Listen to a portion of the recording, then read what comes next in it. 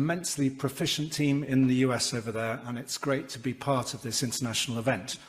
And I just very briefly, we're on a roll today. Are they online? The Art Workers Guild, this wonderful building we're in, and all their staff. Very quickly, special word to Paul, who's handling the immense complicated business of various cameras and audio and microphones and, you know, stuff I don't understand. And a word to, thanks to Simon Hurst, who is now no longer our events coordinator. This is now Georgia Christea in the front row here. But Simon is also sort of embedded within the Art Workers Guild and has been sort of very helpful in getting all this to work, because this event, as I mentioned earlier, has more technical components than normal because of the link up with TAG 24, as in traditional architecture gathering. So a word of thanks to the TAG team, as I call them, or the taggers more informally. That's our committee. And I think particularly to Victoria, who's the administrative assistant. So she has lots of stuff that some of us don't want to do. And then there's Georgia Christea, who has been completely sort of, you know, it's just been the maestro, I think, of the coordination and all that, with all these human interactions, working out the technicalities and so on. So those are the main thanks, but then, of course, thank you to the speakers who will be coming up here, and to those of you who have come along, particularly with those in the so-called front row, who are supposed to have sort of illuminating questions up their sleeves. There's enough of us, so you don't have to feel under huge pressure, and you can just relax. So that's, I think, hopefully, I said it earlier, but the format is essentially a panel of 3 or 4 speakers, then a gap for discussion, then a gap for discussion, a roundup, and then we go and enjoy ourselves and leave everyone over into America to carry on being serious. That's the format. So essentially, just get straight on with my talk, which is confronting theory and practice. So with a little bit of projects there, but the principles of imitation. And as befits our theme, I will say very little that is original. So much good sense has already been said, and the problem really we have is that it hasn't been heeded. It's been ignored, and it's easier and more fashionable not to remember what Horace said, the Roman poet, who said, it's actually not such a good idea to make a poor invention compared to staying with and imitating what's been done before well. Then we came up with the title of the imitation game, because we're trying to convince you that you're here for a good time. And of course, this film treated a very serious issue, you know, a drama about decoding the enigma so that you could help win the war. Our topic is still semi-serious. We still have some important points to make, but I think it's good to remember a figure like Lutyens, who was involved in what he called the great game of architectural composition, and he could do war memorials and be very serious, and then he had an intolerable boyish sense of humour, which I admire greatly. So it's a game, but it's serious. We're all familiar with the charge of, if you do traditional stuff, the charge of copying.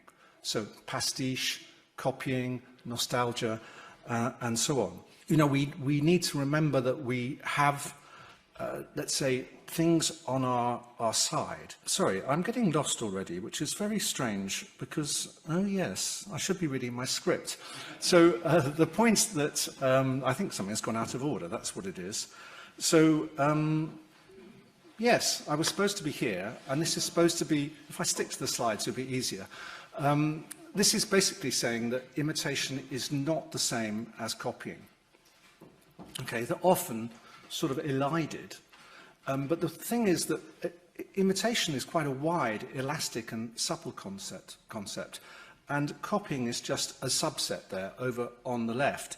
And you go all the way through, as Aristotle set out, very well thought through series of ideas about imitation, which takes you all the way to invention. So, and of course he also said, necessity is the mother of invention. And this is an important key, because if you have a need, you have heft. You have the invention actually means something and contributes something to society. Whereas if you get novelty that has no need behind it, then it just becomes a kind of gimmick. And so I think you can probably get the idea where I'm going with the next slides, which, well, while we obviously should revere Archimedes, who has a great eureka moment jumping out of the bath with his solution, we also have the problem that novelty and shock is equated with genius nowadays. It's one of the problems, marketing, consumerism, and so on. So we think, perhaps, that Frank Gehry is a genius because he can do this, invention with, and here he is at work, and he's playing his own game here. And recently, just a month ago, I went to Paris and, among other things, saw the Fondation of Vuitton here by Gehry. And then a few days later, I met someone by chance in London, young architect working at Foster's actually, who said how she was so moved by it, she almost cried. Well, the problem is I almost cried, but for the other reasons, So, the waste, the carbon and everything goes into these gigantic sales, and yet you go in and the actual galleries are just simple black boxes. Rigor, poof. So I actually prefer, if you're going to deal with modern architecture, I prefer practices that are relatively humble, like Adai's and Morrison, who see no problem with the tried and the tested and tweaking solutions that work. So that's just some images from Bob Adai's there. And the same may be said of perhaps boring things, like the VW Golf, one of the most sold cars in the whole world, where already you can spot the evolution of the car, and it's just an incremental development by which what works gets tweaked and what doesn't work gets thrown out. And it's, of course, an old model. It's not a new thing. So you just look at these chairs, and they tell the same story. So really, I think there's so much wisdom bound up with this straightforward way of proceeding.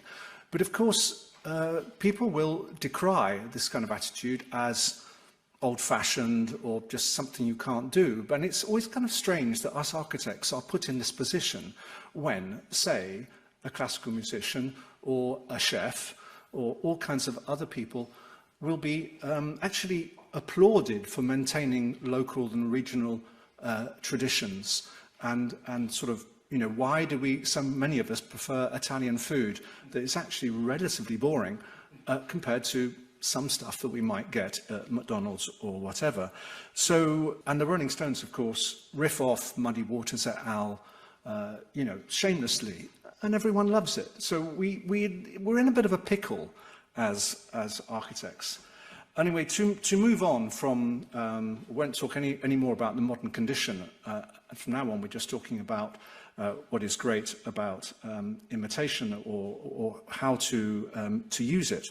I think it's useful to make a distinction between exemplars or specific precedents on the one hand and principles on the other, so that precedent is a whole body of what's gone before encompasses both.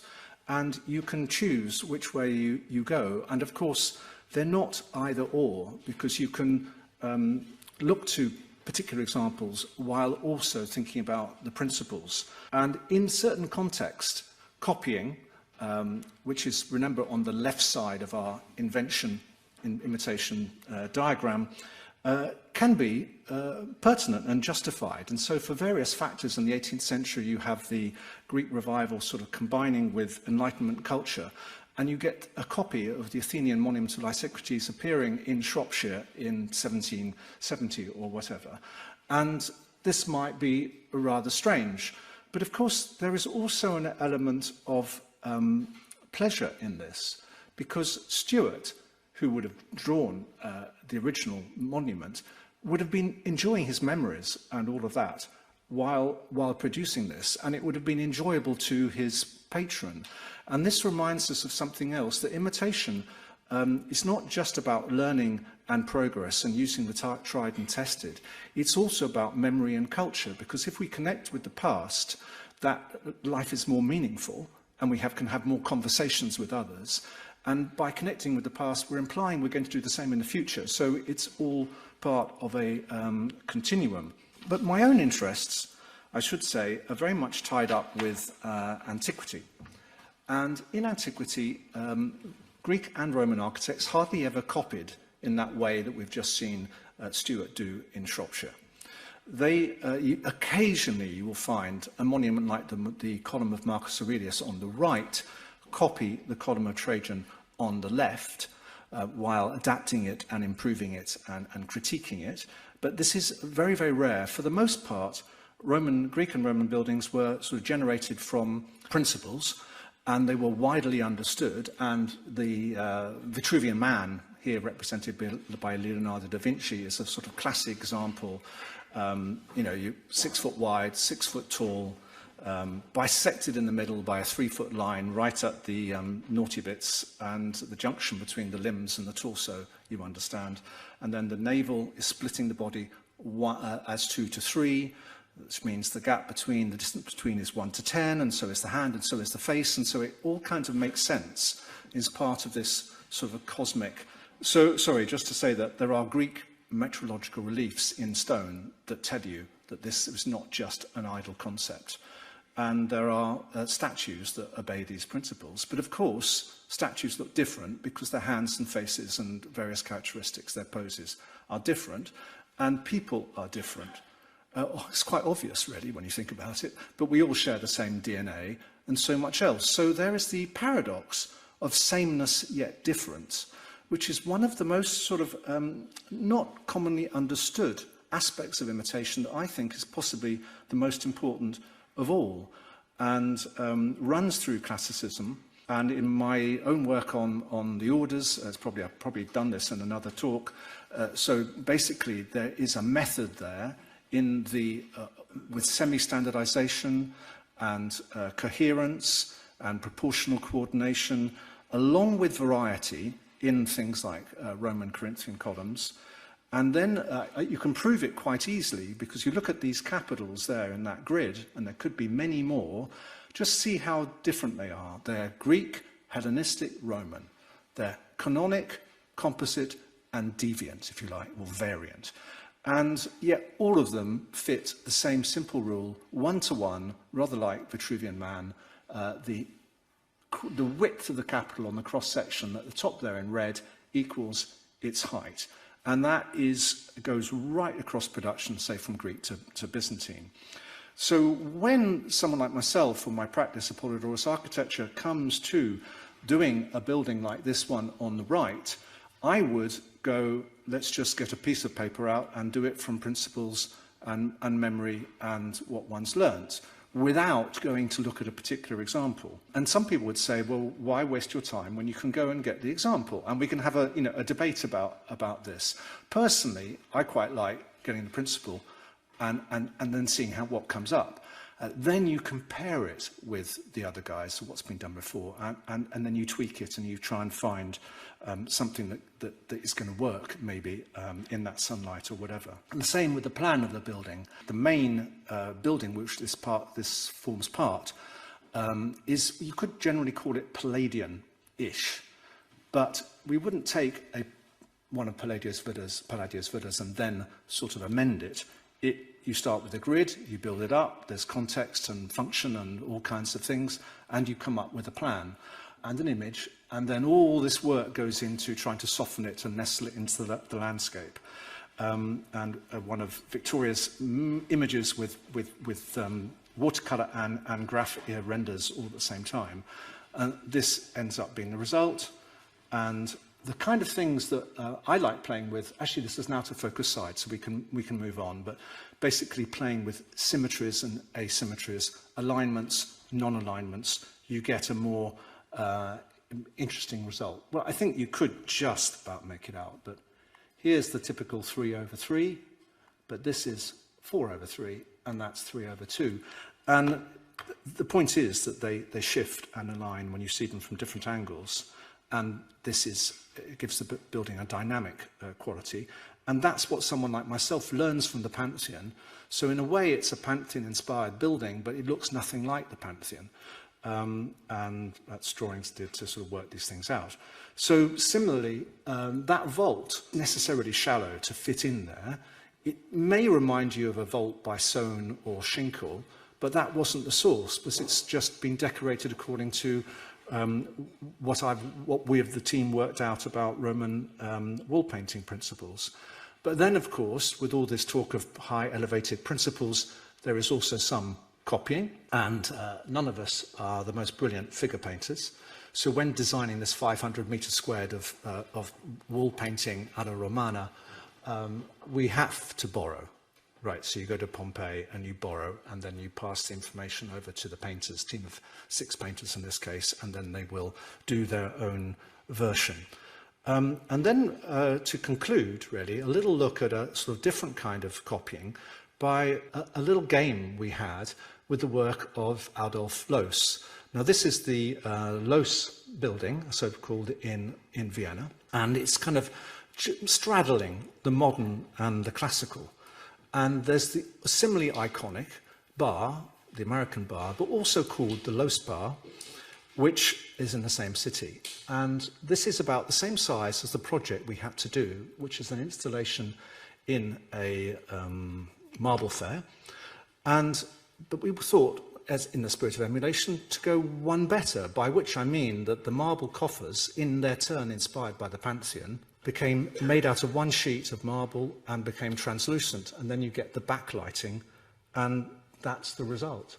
So it's, you know, this kind of thing is really good. Now, I now have 1 minute, which is perfect, because I only need 30 seconds. Just conclude with this thing we talked about earlier with, let's say, shock and novelty, and the idea that you generate stuff. It's typical in contemporary architecture not to have a genuine backstory. You're told that the schemes are generated out of principles or genius concepts, narratives, but actually no one talks about the fact that, of course, we are all influenced by each other's work. And so I think in the traditional movement, we're actually quite happy to honour our sources and to say, we got it from Loos, we got it from the Pantheon, we got it from wherever.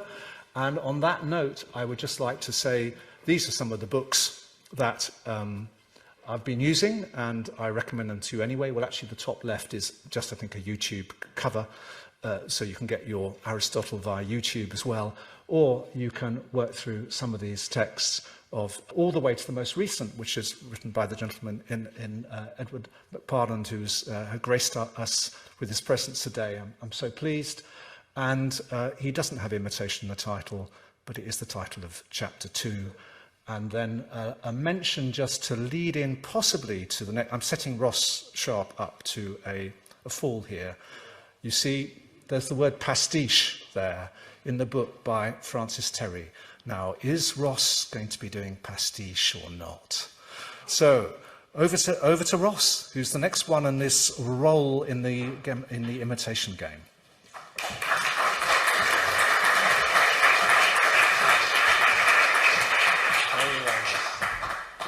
Okay, thank you, Mark, for that great opening. Slightly playful about what I'm going to be talking about. Here we go. So, a simple definition of the word eclectic is deriving ideas, style, or taste from a broad and diverse range of sources. Now, I confess I was a little bit worried about coming here today to talk about a description that can be troublesome for a lot of art historians, cultural commentators, and even Mark's initial suggestion to me that the challenge of eclecticism seemed to denote some difficulty or discomfort with this concept. I would like instead to propose, by explaining my own philosophy about this and looking at some work over the last few years, that no, there is no real challenge in eclecticism, but more of an opportunity for richness, delight and stimulation. Now, it's hard for me to know how to open this slot, but you know, the answer was literally staring me in the face. For the last 10 years, I've been looking at this very imaginative piece of woodwork over the fireplace in my study in remotest West Somerset.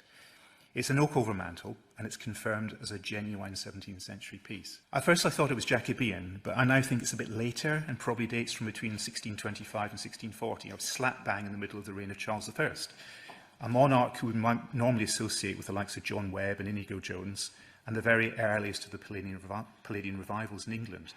But this piece is not in the slightest bit Palladian. It's a characteristic combination of so many of the themes, both mysterious and yet utterly comprehensible to the mind of the man who carved it. possibly armed with his handed-down impressions of Serlio by some artisan mentor, but more probably a salient knowledge of some of the barbaric exemplars of Wiedemann de Vries or Hans Dieterlen. Yes, I would say this is a piece of eclecticism with a capital E. Now look at this relatively humble composition. There's that assured decorated arch, but with his naive interpretation of the fluted pilasters holding on simple bands top and bottom, and the actual unentased columns holding up the frieze have that crisply blocked rustication typical of the period. The spandrels are not foliated, but contain tightly packed geometric motifs of bullseyes and tiny bits of strapwork. Tiny bits of strapwork we come to associate with so much English decoration of the period. Then the entablature, with its naive console brackets framing an almost surreally stylized Mantimian motif, just runs out of the projection with any resolution. It seems almost wild, playful, and full of invention, and notwithstanding the iconographic rules of the day, it is the essence of what I would call eclectic. The period of its manufacture, with that particularly unbounded use of what we might call classical language, causes quite a lot of unease to historians of the classical revival.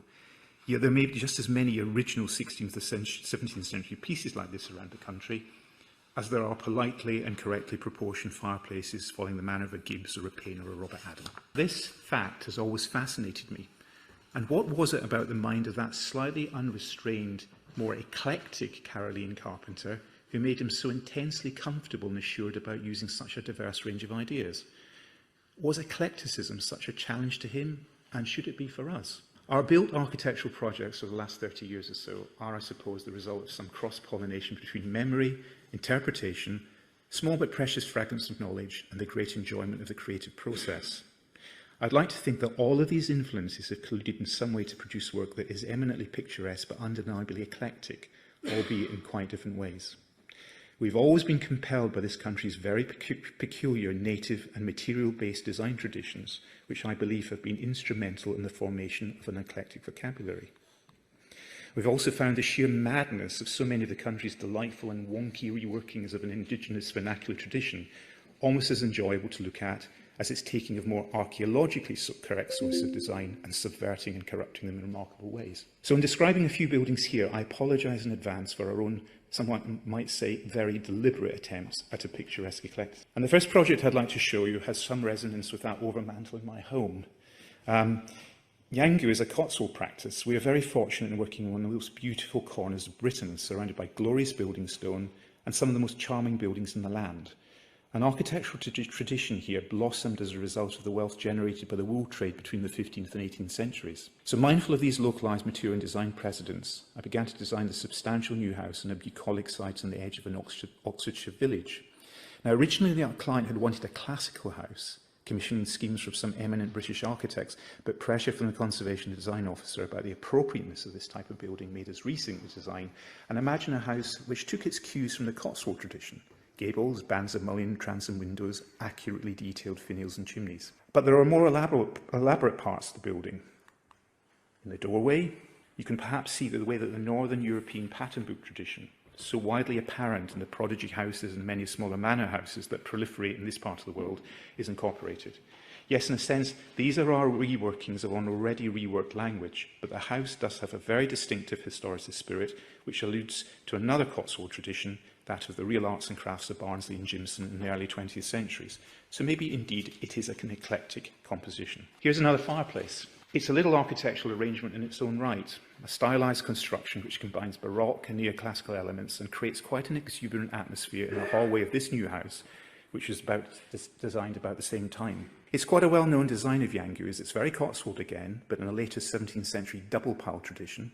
However, the house is far from conventional. It is in fact overlaid with a variety of progressively more sophisticated architectural motifs, part of the desire for the house to be read as a palimpsest, or a building which has been subtly reworked over time. In detail, there are more mannerist parts, and on some elevations, a more European neoclassicism, which speaks directly to the owner's heritage and the family's other historic homes in Prussia. In my own mind, this is an eclectic building, but its subtle hue comes from that wonderful stone quarried almost beside the house, making it a building that couldn't really be in any other part of the world.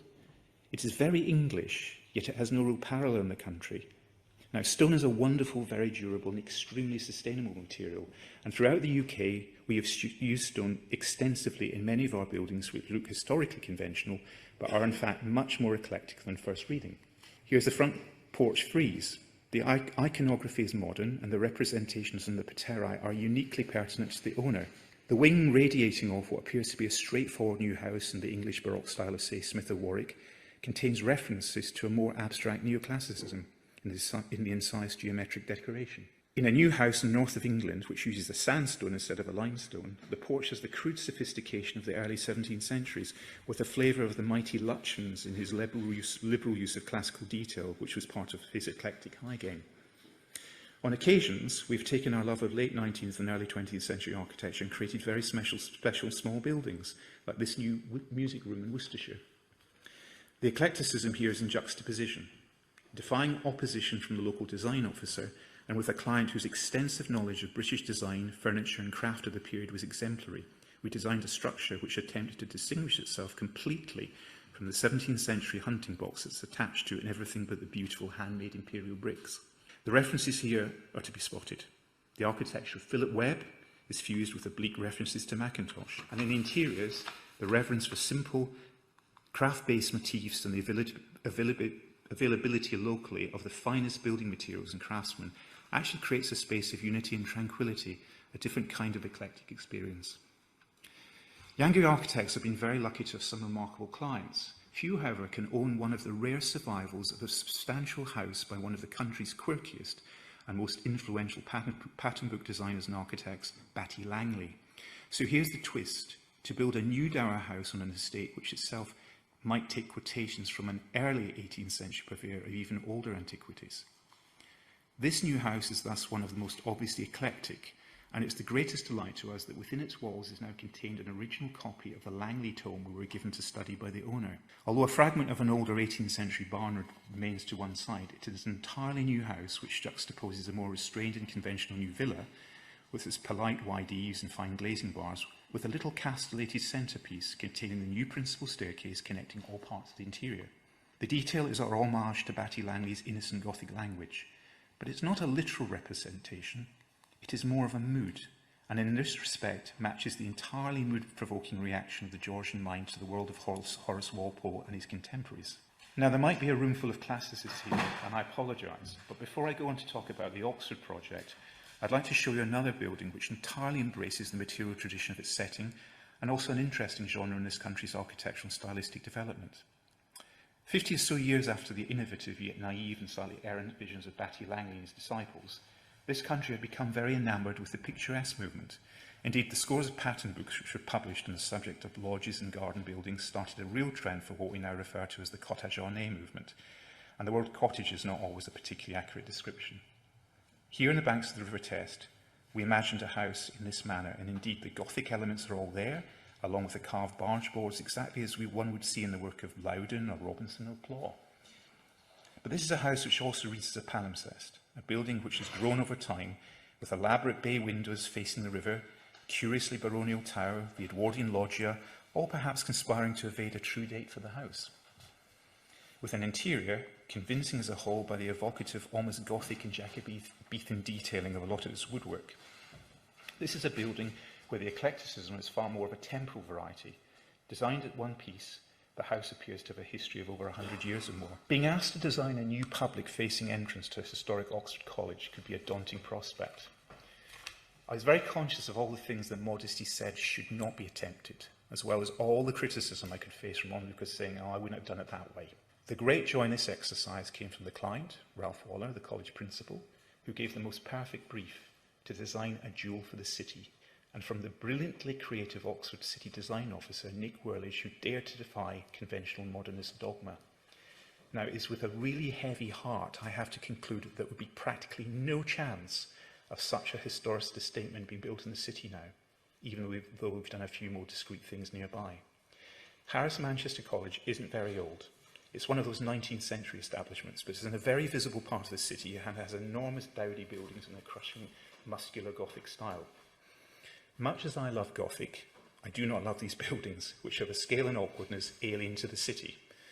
My thought was to produce a much more delicate piece, which sought to straddle the old refaced medieval buildings of Holywell Street and the later Victorian Mansfield Road. This is a project with many architectural references, but at the heart of things was a desire for the tower the gabled range beside it, and the new gateway to be highly contextual.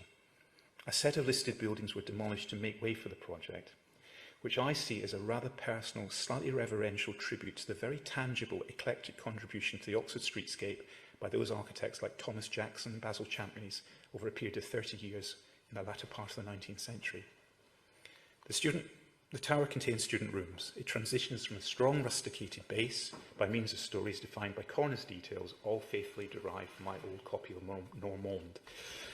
There's a passing nod to the Baroque of Oxford and the strongly architrave windows, and a reference to the atmospheric 16th century Sharrington's Tower at Laycock Abbey, a truly remarkable and early piece of English classicism. But it's made less literal with the series of Ionic columns of the Bassai order, beloved by that other Oxford architect, Charles Cockerell, and with the correct round bases. The gate itself is our deferential take on Michelangelo's mannerism, but surmounting that most beloved of our native classical arch frames, which are such a prolific English model, and indeed go back to my overmantel in Somerset. The tower, as you imagine, in a city with its fair share of dreary, conventionally trained modernists, utterly divides opinion. The public seem to love it, the intellectuals hate it. It is eclectic, the reference points are truly transparent. We hope it's a unique building, which, to quote an American architect friend, seemed to him to be more Oxford than Oxford. When he asked me to contribute to today's might have been curiously sceptical about what we've been doing all over these years, but it has been gratifying that several of these projects have been the recipients of awards from a wide variety of organisations, including the RIB and the Georgian Group. Now, however these organisations have judged things, I believe there's a common denominator in that they are all eclectic, both in a broader definition of that description in a postmodern cultural landscape, but more important for me, they are eclectically composed, using that wide variety of sources as reference points for the composition. Now, I for one would not be practising if I felt that new buildings could not be created by an approach that favours selective, well-defined points of departure without overreaching the boundaries of an equally well-defined historical or geographical landscape. That is to say, in terms of localised building traditions and materials, and also in the way that certain motifs and idioms have been promoted for centuries around the country. A final couple of images will show that even in our modernist projects, that reference to local materiality and even historic plan form are not abandoned. Here is in the new buildings in rural Yorkshire on a country estate, in Oxfordshire, in a beautiful town, and all designed about 10 years ago. I hope there's an almost picturesque relationship of buildings to their historic setting. As an eclectic architect, one runs the risk of damnation. I know modernist friends or colleagues who are perplexed about purity. I also know that classically minded colleagues are maybe similarly perplexed. But I do not believe eclecticism is about ignorance or limited imaginations or boundaries, nor it is about callous manipulation after the fact. No civilizing branches have been torn from the great tree of architectural worthiness. Thoughtful eclecticism is, to my mind, about creating delight, and I have the greatest joy in both revering the wonderful resources available to us all, as well as that slightly anarchic satisfaction in not being defined as belonging to one polarising camp or another. Here is in our new buildings in an Oxford college, which really shouldn't have been built. I hope the carpenter who designed and made that overmantel nearly 400 years ago just had a similar joy in using his knowledge and his imagination without the need to apologise. Thank you.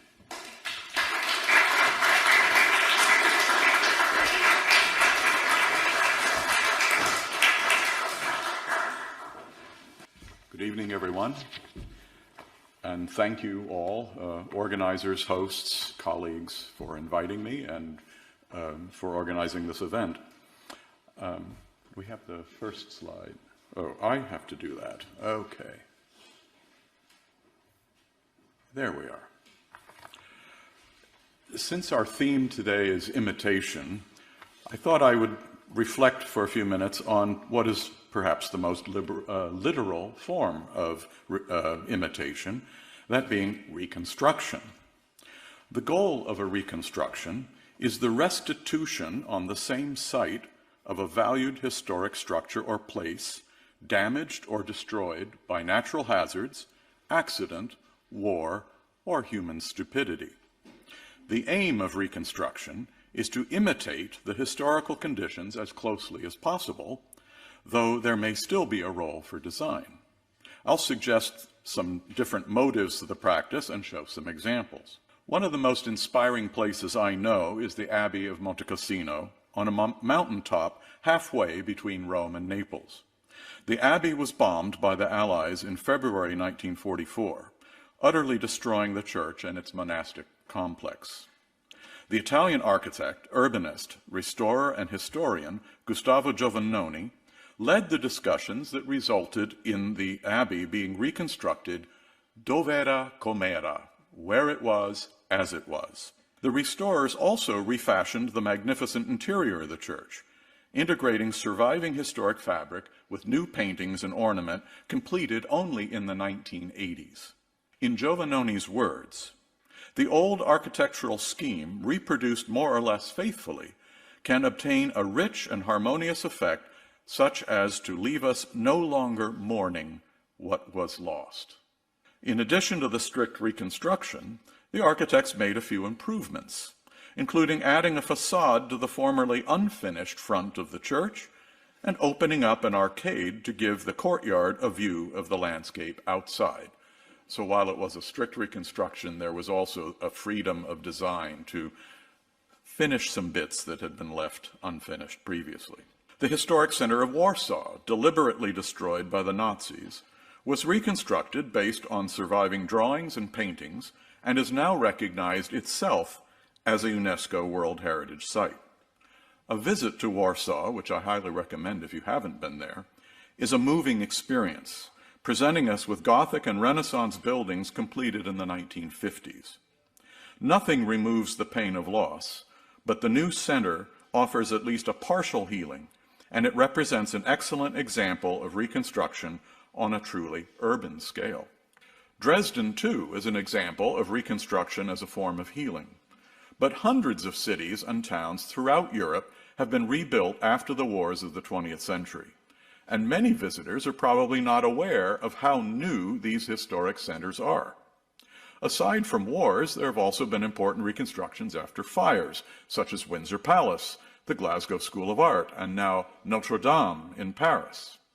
The first motive for reconstruction, therefore, is restitution of lost heritage.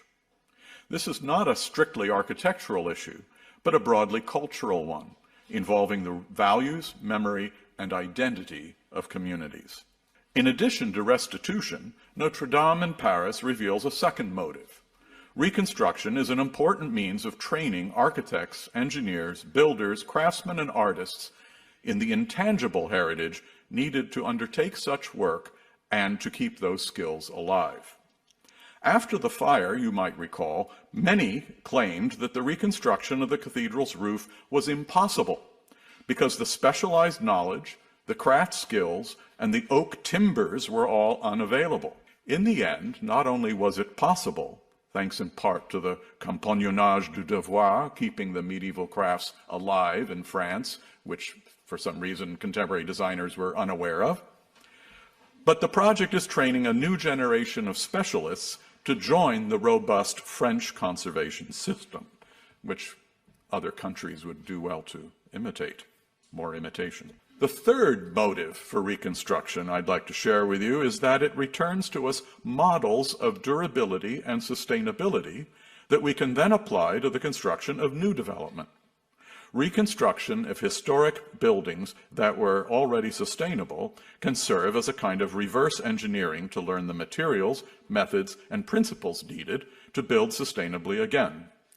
As the French writer Françoise Chouet has written, quote, "We restore in order to recapture our capacity to build," end quote. I've simplified it slightly to a slogan which we might adopt and carve in marble somewhere. We restore in order to learn how to build. Attitudes toward reconstruction are changing. In New York City, for example, the reconstruction of Pennsylvania Station, which was torn down famously in 1963 and 4, is now seriously being proposed as an alternative to conventional schemes that raise problems of scale and cost.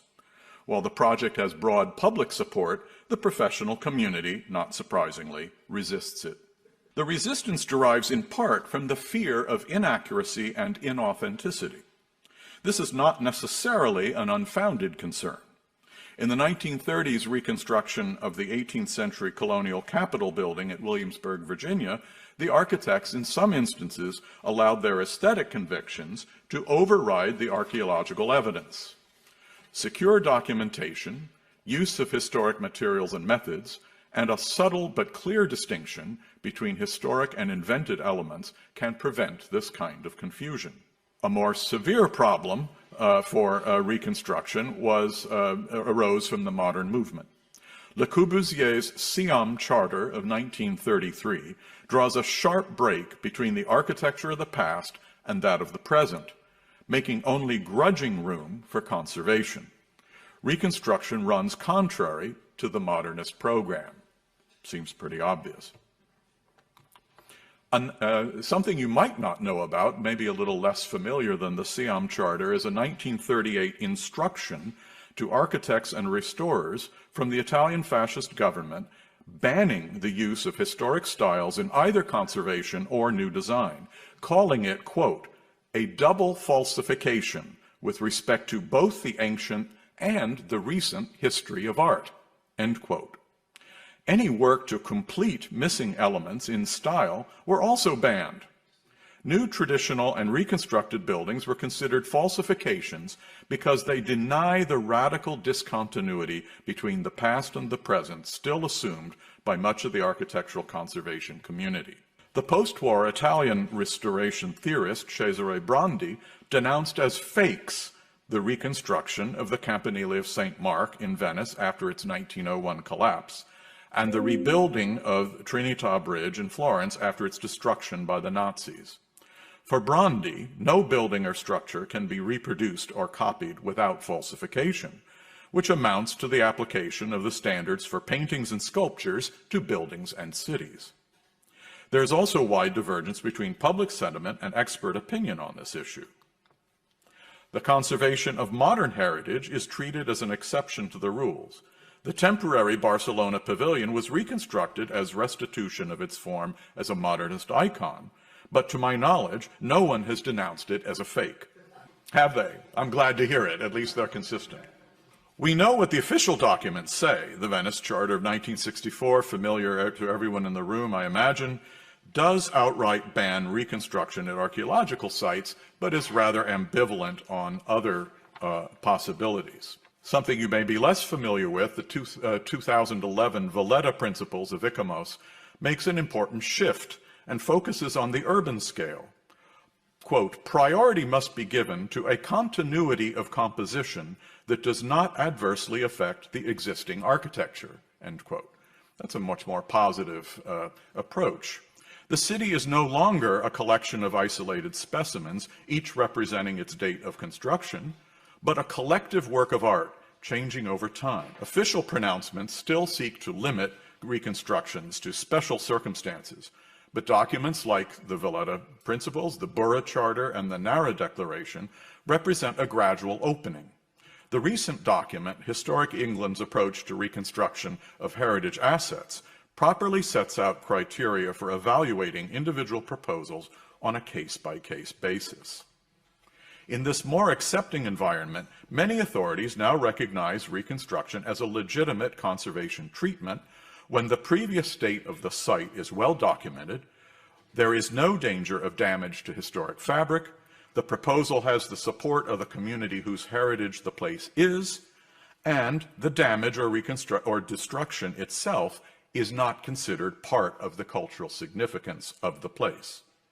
The Berliner Schloss, brilliantly reconstructed by my Notre Dame University colleague, I'm proud to say Thomas Albrecht and his team, is, personal opinion, diminished by Franco Stella's minimalist insertions in relation to the three reconstructed Baroque facades. What if that fourth facade were a newly designed composition imitating Schluter's 18th century work without being a copy?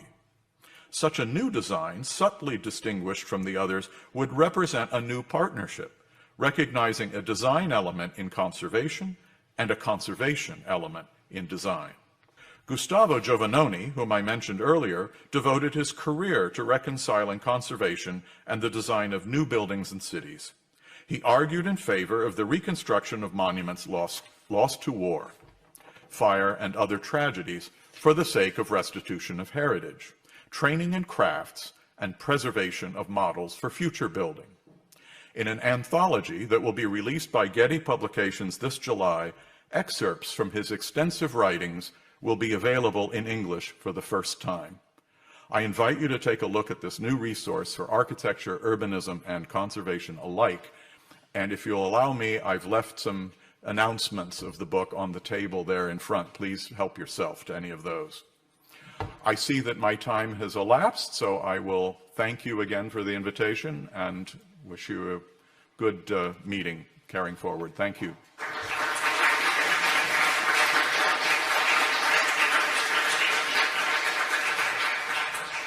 Good evening, everyone. Thank you so much for inviting me to talk. I don't know whether we're running late. Have I got my 15 minutes?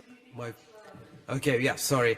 Thank you so much for inviting me, Tag. And I don't know, I guess I have my 15 minutes. I don't know whether how long it will be, but let's go.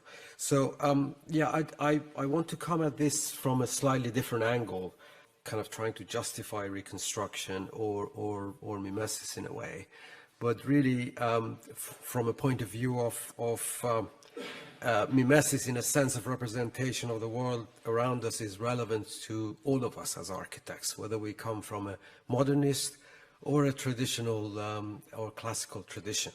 Yeah, so the preoccupation of architects today is really quite angst-ridden. In a sense that we're all preoccupied with what is the shape of the future. There's an obsession that's born out of a central belief that, you know, we all have to be innovative, and what's going on today has to be relevant to a vague and just round the corner future. And everybody's looking for that alchemy that is able to reproduce a future with all technology, or with technology that's immediately, if you like, rendered redundant because it's transient, as we can see with everything that's invented around us. So I want to propose that it's really to do with a way of looking at the world. It's a Weltanschauung, it's a worldview, and where your sensibilities lie that defines whether you are representing a mode of being or a mode of construction. I always collected, you know, sort of interesting tidbits from different architects just to see what it means, and I always thought that they were disingenuous, until I came to the conclusion that really it comes out of a genuine belief. You know, nobody says things like this lightly, except maybe for the advert where it says the best looking windows are those you can't see. So that wants the architecture to disappear and just focus on the commodity. The one on the left, from a very famous firm of architects, obviously says something that, you know, you can see in the context of the foreground. You're in the north of England somewhere, and, you know, that's the kind of climate, but then you design something that you have to reverse engineer in order to make it fight the climate. Or, you know, the reduction of context into surface treatments. So architects today are, you know, this kind of jolly figure of the 17th century French dancing between two paradigms. One is Logier's paradigm, if you like, or paradigm that's a legacy of classicism, and the other one is today. So these two paradigms, they really respond two different responses. That's where I come from, I guess. It's an approach to representation. It's not really copying. It's an approach to representation of a sensibility that goes beyond mimicry, beyond copying, beyond copyright, behind all of those things which are causing angst, beyond everybody's worried about AI today because everybody's worried about intellectual property.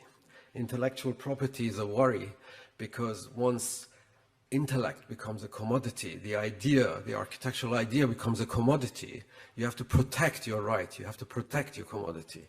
So if you detach yourself from that, you're kind of liberated from these ideas. So you can see that, you know, reconstruction in traditional architecture has resonance in terms of memory, it has resonance in terms of bringing back community, and the kind of the opposite, which is a dissonance in a way. So you can see here, like the reconstruction which Stephen showed of various parts of the world, You've got the Fraukirche, obviously, and then you've got Dresden. The important thing really to realize is that act of copying is not really an act of copying for me. It is about convergence. Once you start representing the ideals and the idea of the machine, of exactitude, all of the things that are at the basis of modernism that we were taught, of traditional modernism, I suppose an oxymoron, but that really forces you to make representation in such a way that ends up in mimicry. And then it becomes a meta-mimicry in a way that it becomes fashionable. But then the source of that inspiration, or if that of that representation and of those sensibilities still there. So these buildings in different parts of the world all really aspire to be very clean, well-designed machines, and that's the aesthetic that they're trying to represent. You know, the barcode game on the facade, or the earlier slide that I showed, which was putting a pattern on the facade in order to contextualize it, is all to do with how a machine would inhabit the world, rather than something that is bound with human scale and human sensibility. In the same way that you can see different vernacular architectures of different parts of the world, from very diverse geographic spread, converge. The reason they converge is not because they're imitating each other. In fact, when they were constructed, or at the time they were constructed, and the fact that they're still being constructed, there was no social media, there's no treaties, there's no written rules about how to do things in different parts of the world, but the contingencies of human existence, the way one would react and act with nature, basically forces you to do things in a certain way. If you're building a grain store or rice, you have to lift it up from the ground it sits on. And that is common through different architectures in different regions. The way you build a thatched roof, whether it is in the Caucasus or northern Iran, is exactly the same as you would do in the Cotswolds. So this is not really an act of mimicry. It cannot be explained by kind of quasi-intellectual ideas about what mimesis might be. It comes out of the contingency of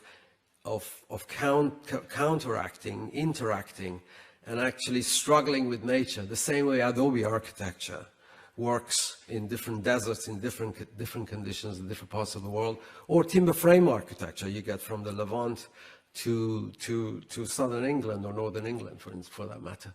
So we try to examine these things in kind of various projects to see how, when we travel and when we're working within a specific context, how that interacts with the brief that we're given, with the type of project or architectural expression that we are to contend with. This is a project, for instance, in Kuwait, of a villa that's very introverted.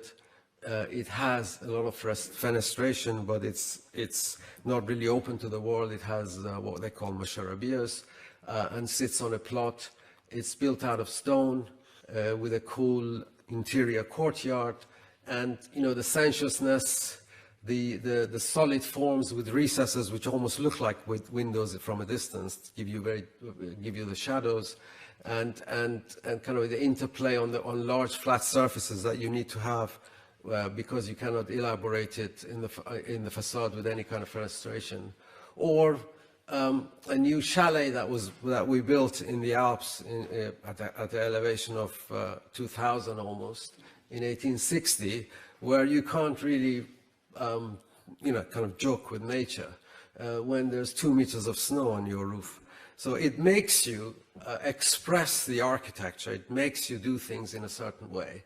You either have the sensibility of the machine and you say, I have built this beautiful electric Tesla that can go through snow and it can defy nature, or you can say, well, I have built an object that is at one with nature. It rises out of nature. It's stone when it comes off the ground, and when it has to bear a heavy weight of snow, it can deal with it in the way nature intended. So, you know, the slates are 5 or 16 centimeter thick. They're the sizes of Yorkstone slabs.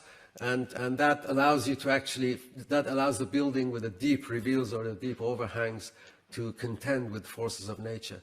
The same thing with projects in Spain. I will quickly flick through. This is an equestrian project that we've been working on in Spain for quite a while. It's kind of temporarily halted, quite a large project. Again, an exploration of vernacular and how that relates using local materials with local stone and local language of architecture, which sits well within the natural surroundings and the way people have inhabited that part of the world in ages.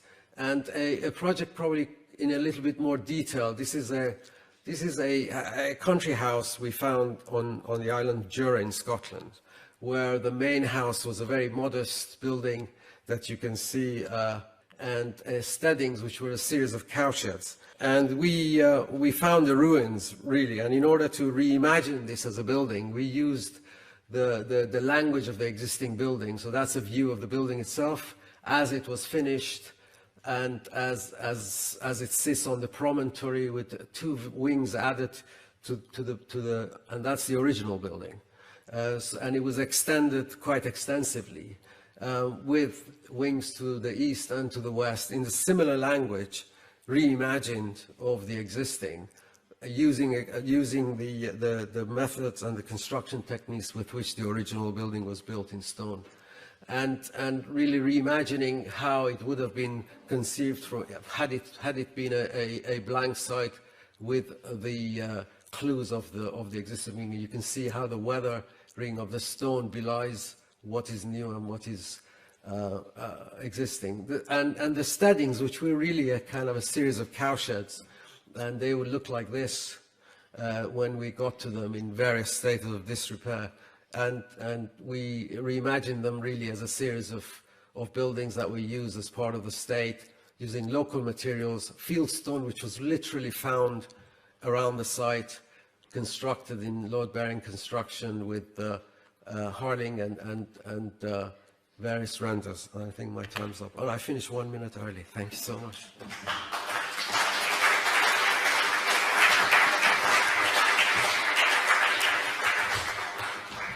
Well, finishing 1 minute early makes Ali Reza the star of the show, really. And so we're just that little bit nearer to keeping on time.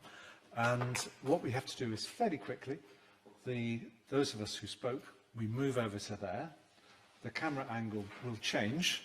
And we can, the microphones, though, I can't see them. Paul, where's Paul?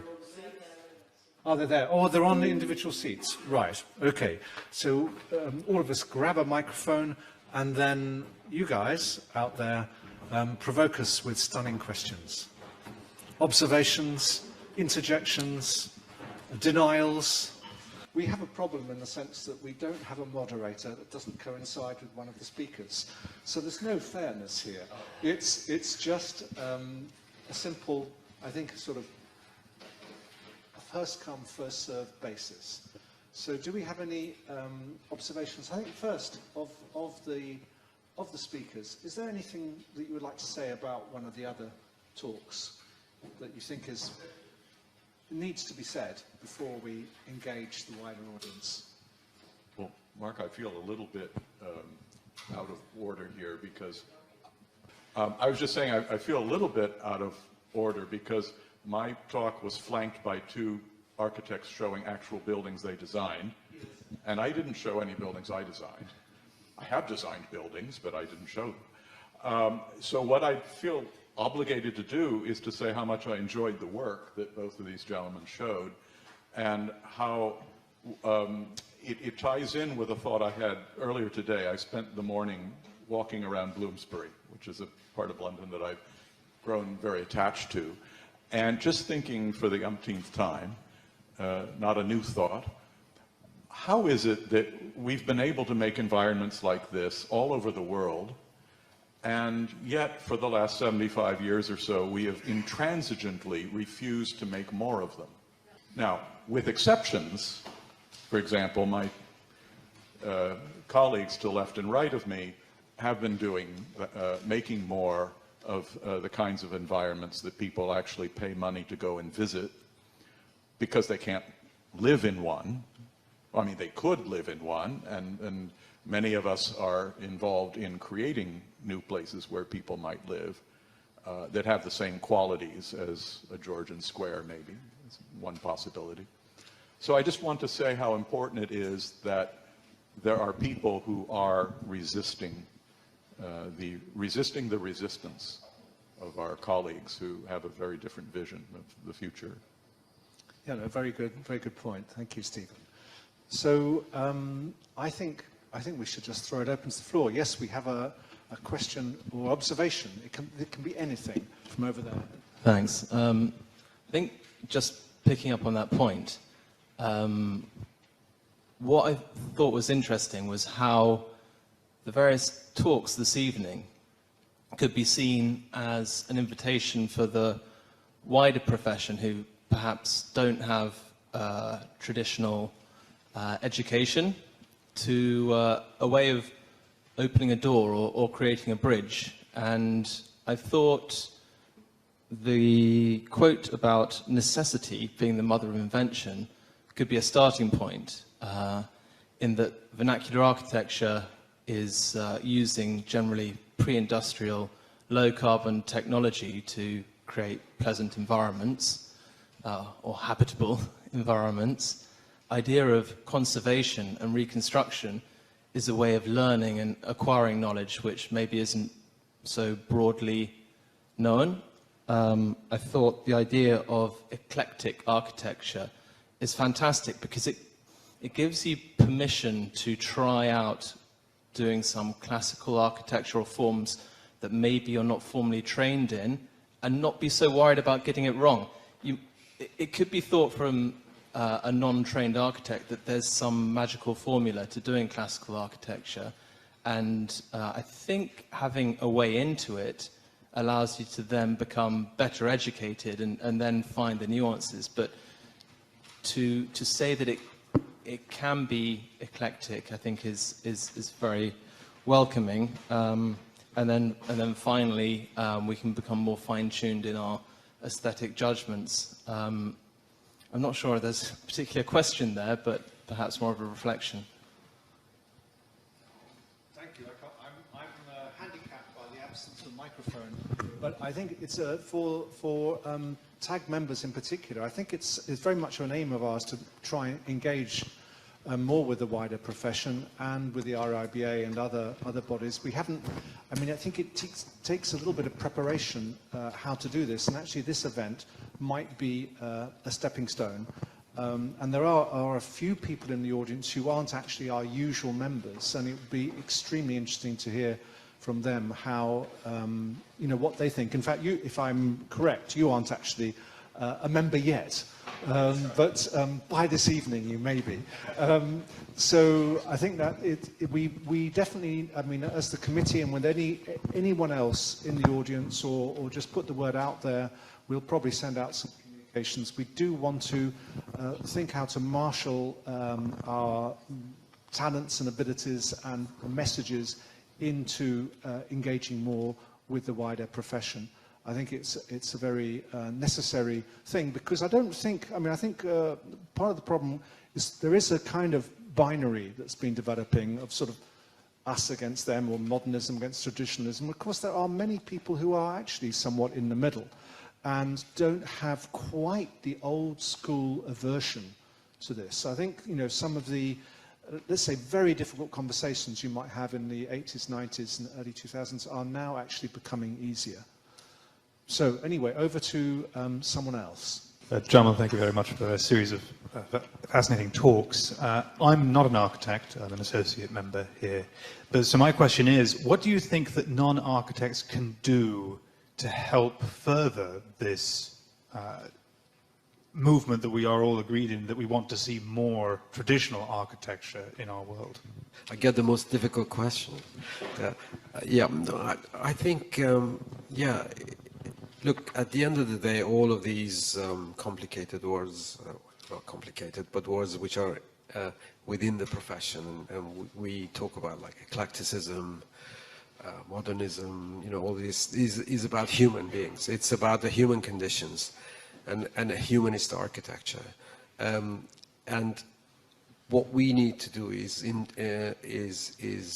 engender a kind of a debate within the profession, because the profession is closed essentially to outside criticism, especially the establishment, and through initiatives that various bodies have been implementing, like charrettes, community engagement, involving people, create streets, I think is a very good example of that, is the only way of engaging rather than separating itself from its base or from its human condition. Because, as I was saying, an architecture that's based on human principles, you know, in the kind of old Vitruvian triadic principles of commodity, firmness, and delight, which delivers for humans, for human scale, needs to feed on the response of humans. Whereas an architecture that doesn't rely on that and works to a different kind of condition and set of principles doesn't really need to go back to the community. The only reason it's doing now is for political expediency, and not really in order, out of any kind of genuine concern. I think the debate has shifted, as Mark said. In the 1980s, urban planning was a completely dominated modernist exercise. And gradually, traditional urban design, neighborhoods, walkable neighborhoods, multi-surface, multi-layered neighborhoods which are not zoned, anti-zoning laws, these have all been creeping back because of human beings who want to live, work in the same vicinity. They want environments which are human. And I think being engaged with organizations which bridge the gap between the profession, the building trade, the developers, and the profession, and the people is really the only way to engage. I think sorry, Stephen, just one other thing. I think it's also necessary for us to engage more with schools of architecture because, of course, young people are the future. And we did have this open table discussion, as it was called, a couple of months ago, with showcasing a whole load of summer schools that are sort of sprouting up around the world. And that's very interesting. I think we have to try and persuade or convince schools of architecture to, I mean, there are some who have at least a unit here and there, and we have to try and get that to become more normal, more accepted, and that's another way that things can improve over the long term. Could I just very briefly thank you for your question and just try to give a simple answer? You said, what can non-architects do? I think non-architects are the most important people in this equation because architects can do nothing by themselves. Architects need clients and patrons, and they need a public that supports them or not. And so one of the things you can do is really be part of the demand side of the equation, if you will. Demand quality environments from the architects and the builders and the politicians and everyone else who is involved in the building culture of your country, your place. So thank you for that, and I think it's an important reminder. We architects tend to talk about ourselves all the time and forget that there's a whole world out there that either supports us or not. Hello, I speak as a non-architect.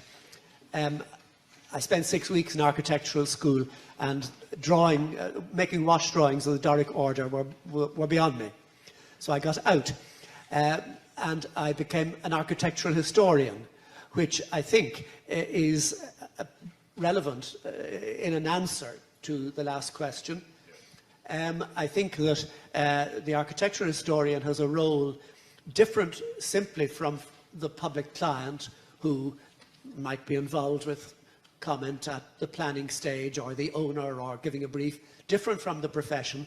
I think the architectural historian should be ideally should be an architect. That would be an enormous advantage if I had another 7 years to spare to become an architect. But as a historian, I think one has something to say as a critic, as somebody who regarded sometimes by the profession of architecture as an outsider, but who in self-satisfied moments feels that the architectural historian has a perception, particularly of the classical system, which is very rare among architects. We have to wind up this session, but I would say that this came from Edward McParland, who is the author of that book, if you remember in my slide with all the books in, the latest one. And I've just, I was looking for it actually only yesterday. It's just behind there, because I had bought it in advance of this evening, and then I couldn't find it anymore. And Jacob Ring, who's the other part with Victoria, who's part-time of Apollodorus architecture, when I showed it to him, had just taken it, and it's now in Poland. And but it was a delight actually to see all of the very wide references, including the dancing figure of architecture that we've had in Alireza's talk. So thank you for that. Now I'm afraid we have to wrap up this session. I know it's a bit frustrating because we don't have time for the kind of discussion we would all love to have. And we're going to roll into the next segment of the talks, and then there's a chance for another panel session before, of course, the social aspect, where I'm sorry for the Americans and the other international audience who won't be with us. They can carry on with their sessions, and we can go and have all the discussions we like over some refreshments. So bear in mind that we don't have to fit in all the questions within our discussion period. So now session 2 is starting up.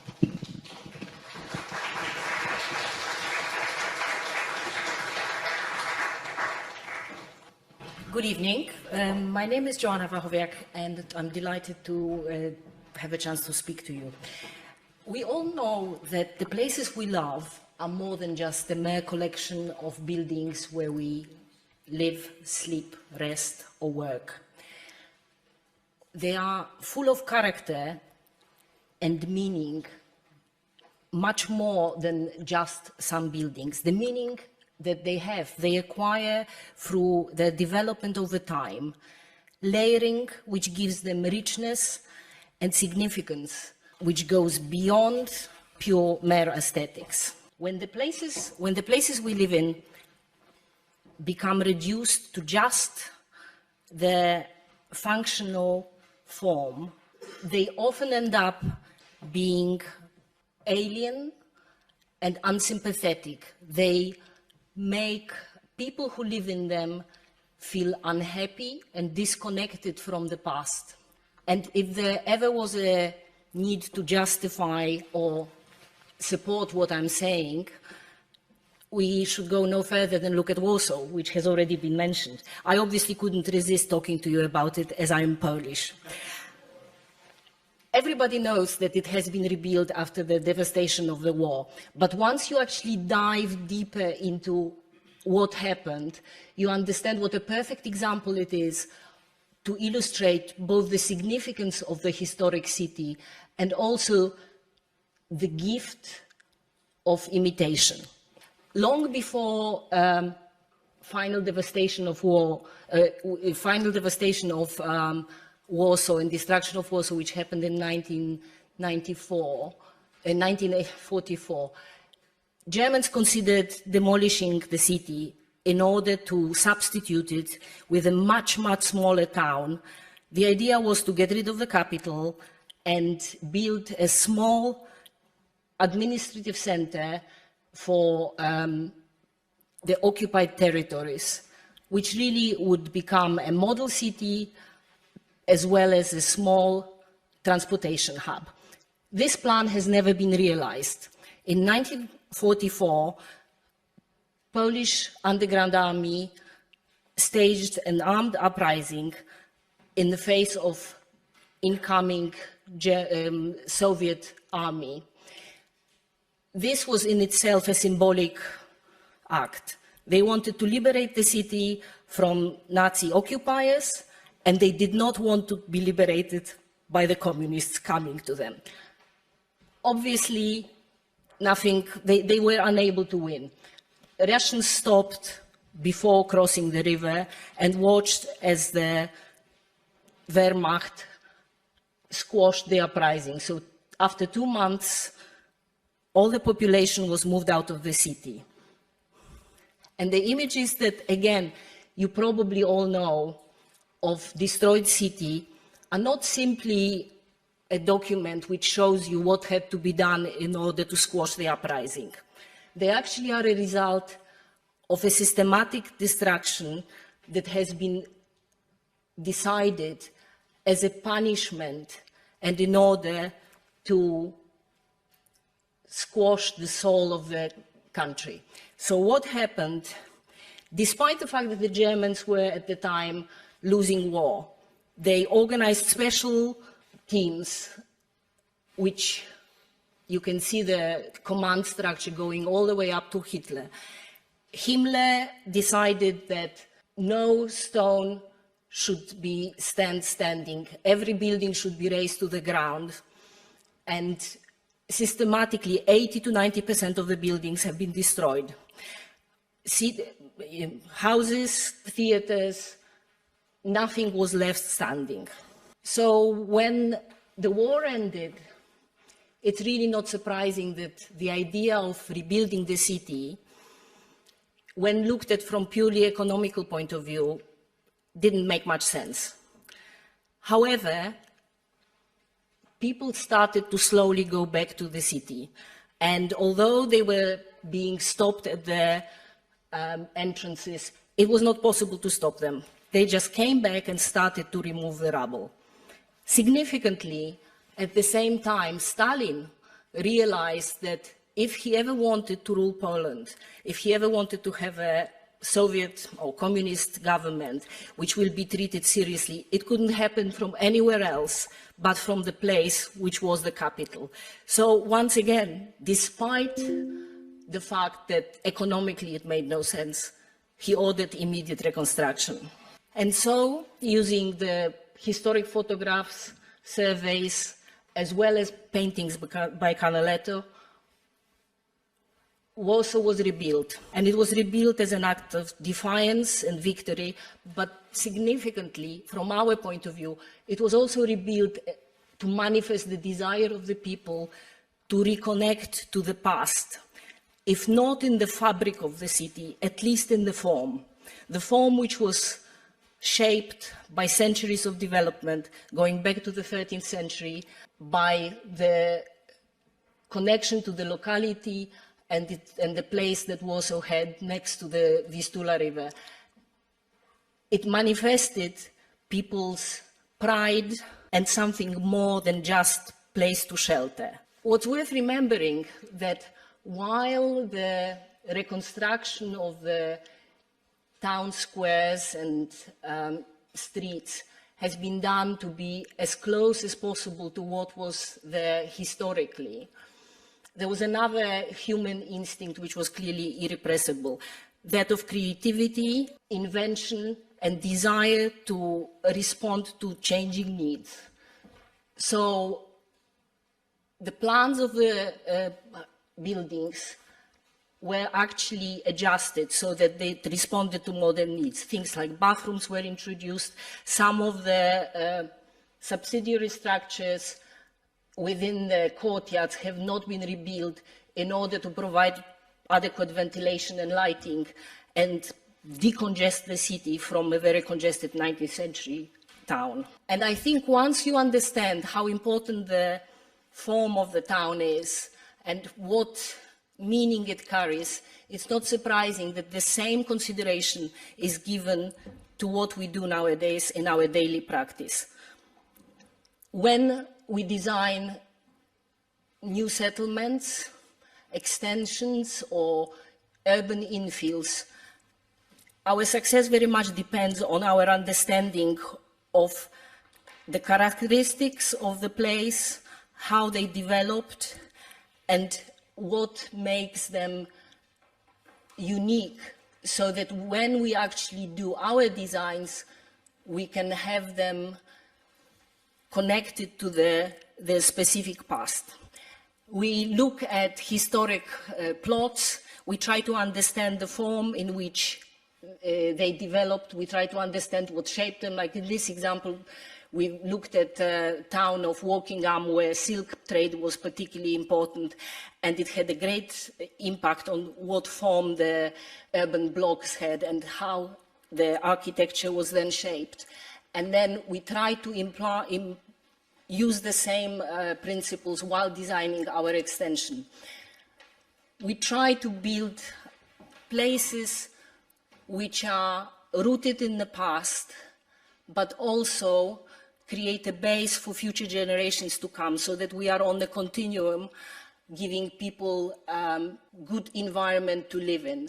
We create new high streets, town squares, and village greens. And that's all I have to say.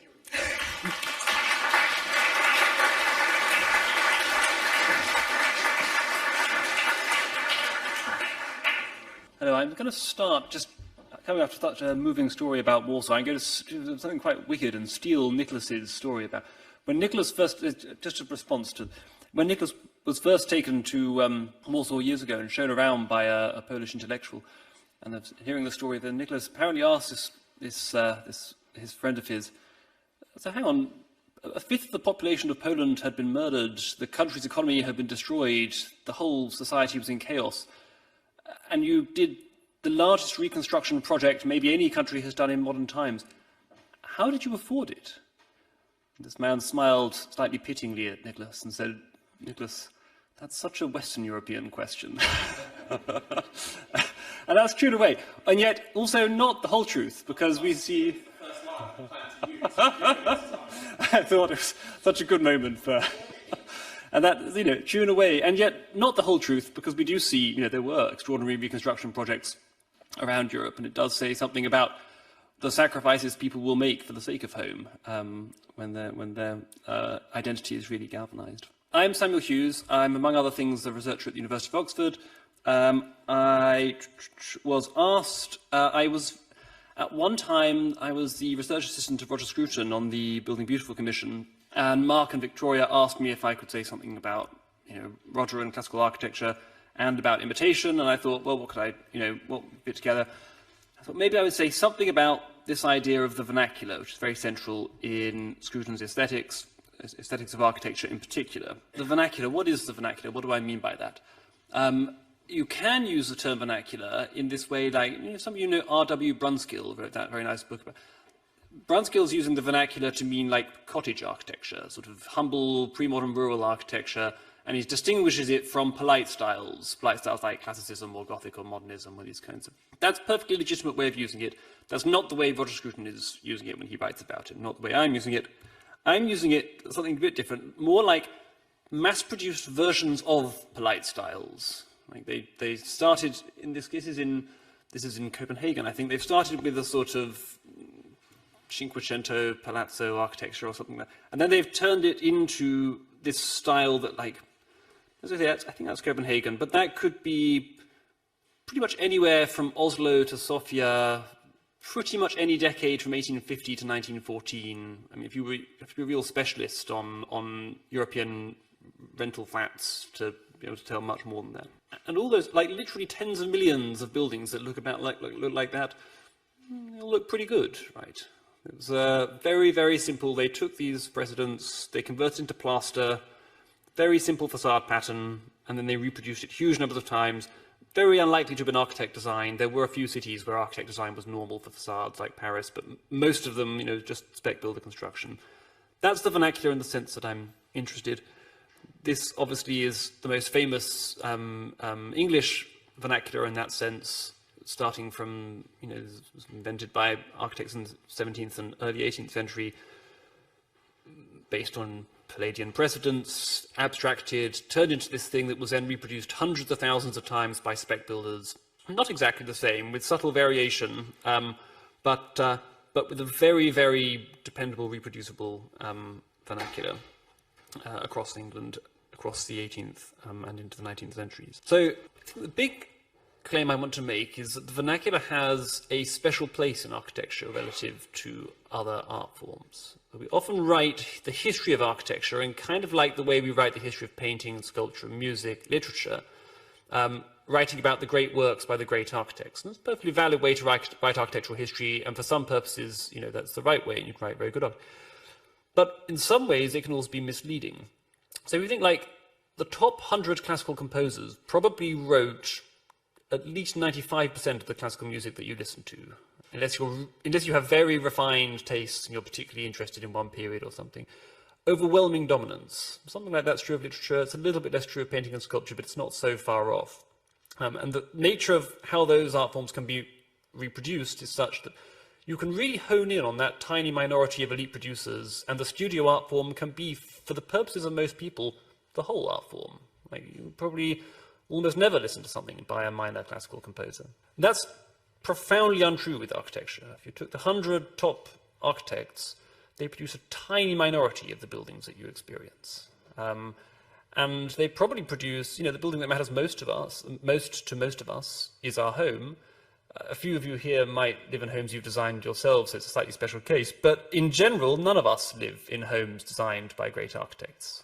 We live in homes designed by very minor architects, or indeed by spec builders. And in this country, even today, we're told like 90% of new buildings have not seen the inside of an architect's studio. They're made by commercial builders who will be working in a hand-me-down style. They'll be working in a vernacular of some kind or another. So in the case of architecture, for many purposes, the vernacular isn't like a side concern, it's the central case, in the sense that it is the thing that matters most. And that distinguishes it profoundly from all the other studio arts and places it more in a category with dress or ceramics or these kinds of applied art forms. So what's the significance of that? What makes a good vernacular, or what makes a style into a good vernacular? And I think there's just a couple of things. Now, obviously, it's a bit of a cliche that traditional architects group gets together and complains about modernism. So I'm going to try and not do that and talk sort of examples taken from different traditional styles. One thing we might say about a style with a style that makes a good vernacular is that it has broad appeal. And this is just another general feature of architecture. People don't have a choice of whether to experience it. The vast majority of people who experience a building didn't pay for the building, didn't choose the building, just have to put up with the building. So that's fine if it's music. You can write music that nobody likes or only a few people like, and just those people will listen to it. In architecture, you have much broader social responsibilities, and that's especially true with this kind of vernacular architecture. It's everywhere architecture, totally pervasive, can't be avoided, totally So this is a building by Arthur Shoesmith, a follower of Lutyens in Delhi. My guess is probably, I like this building a lot, as a church. I think probably most people in this room also, I suspect, like this building in a kind of highly abstracted version of Lutyens' classicism. You can see the connection to the war memorials and to the, his plan for Liverpool Cathedral. My guess is probably most of the general public would find this pretty heavy going, pretty gaunt, pretty bleak. They really wouldn't want to live in it. They want something which gives a little bit more, which is, doesn't demand such a sense of like, oh, I can see that of which this is an abstraction. Something which is a bit more easygoing, a bit friendlier, a bit more relaxed. And that, in a way, it's not necessarily a criticism of Arthur Shoesmith. He did maybe his particular audience wanted that there, and he did something that's good of itself, but it wouldn't make a good vernacular. It's not a good style for vernacularization. And for us, for the purposes of architecture, that's really important. That's a really important distinction. Here's another thing, another building connecting us to the general theme here, the idea of the other thing that a vernacularizable style needs to be is it needs to be easy to imitate. Right? A style that's good for imitation, and good for imitation by people who aren't great architects. It might be really bad architects or just spec. Now this building, this is a design by an architect called William Godwin for a house in Chelsea in the 1880s, an architect associated with what people called the aesthetic movement. My guess is it was controversial at the time and actually never got built in this form, because my guess is probably if you made it today, this probably would have quite broad appeal. I think people find it quite fun. What you couldn't do with this is make a style that you could, with any confidence, hand over to the spec builders. Right? It would be a disaster. And you look, it's like, the facade composition is very, very careful and balanced.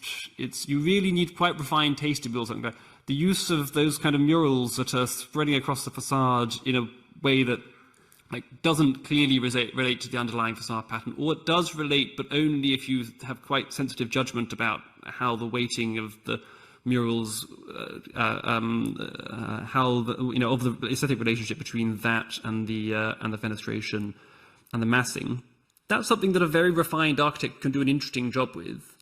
That's not something that, like, if you hand that over to Barrett or Persimmon, they'll produce a appalling kitsch or a total mess or what's obviously a bad.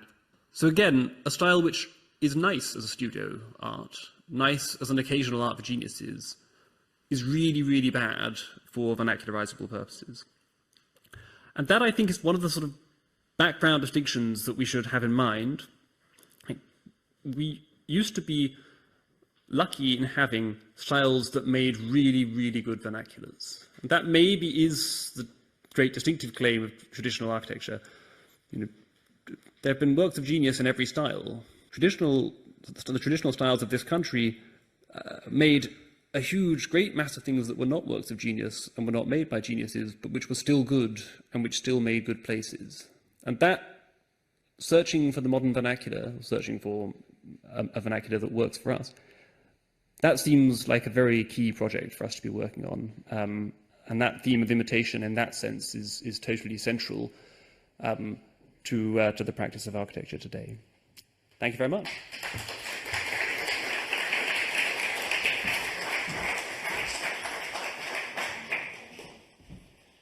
Thank you, Samuel. And the advantage of having the line I'm prepared to say in response to Jan's very moving talk is, of course, I save precious minutes in not having to repeat it. But it is actually true. He also put his arm round me in a slightly patronising manner, but that doesn't matter.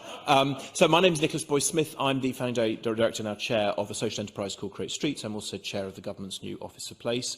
I'll just, for those of you who don't know internationally, I'll say a couple of seconds about what Create Streets does. We're not architects in the context of the conversation earlier. We do research into where people are happy in the built environment. We advocate for change. We support landowners and developers creating beautiful places. And we then are getting a lot involved in education of officials and indeed of young architects. And perhaps the answer to the discussion we were having earlier is, the answer isn't to be classical or be modernist or be anything else. It's how do we create places that support happiness and well-being and social connectedness and treading a little bit more lightly upon the planet. And I think that's the way to frame the debate, rather than whether you should or shouldn't have Corinthian corbels. So we do that type of research.